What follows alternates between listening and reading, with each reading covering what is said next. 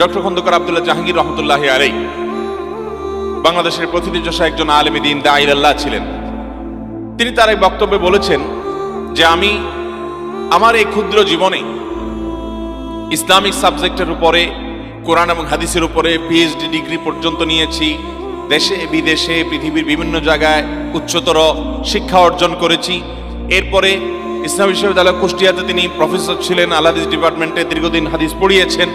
তিনি বলেছেন, কোরআন এবং হাদিস ঘাটার আমার যে অভিজ্ঞতা, আমার সকল অভিজ্ঞতার নির্যাস যদি আমি এক লাইনে বলি, তাহলে আমি বলবো গোটা ইসলামের নির্যাস হলো আল্লাহ রাব্বুল আলামিনের একত্ববাদ প্রতিষ্ঠিত করার পর, তাওহীদ এবং ঈমানকে ঠিকঠাক করার পর, বিশুদ্ধ করার পর, মৌলিক মোটা দাগে ইসলামের রোকন এবং মেইন কয়েকটা ফরজ আমল করার পর আল্লাহ তাআলাকে সবচাইতে বেশি খুশি করা যায়, আল্লাহ তাআলা বেশি সন্তুষ্ট হন বান্দা যখন মানুষের উপকার করে।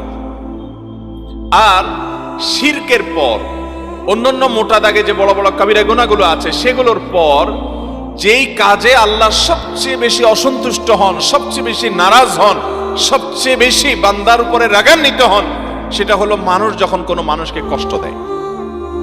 মোহতারাম হাজরিন, এই বিষয়টাকে আমরা ভালো কাজ, অর্থাৎ মানুষকে কষ্ট না দেওয়াটাকে ভালো কাজ আমরা মনে করি না, আর মানুষকে কষ্ট দেওয়াটা যে গুনাহের কাজ, এটাও আমরা গুনাহ মনে করি না।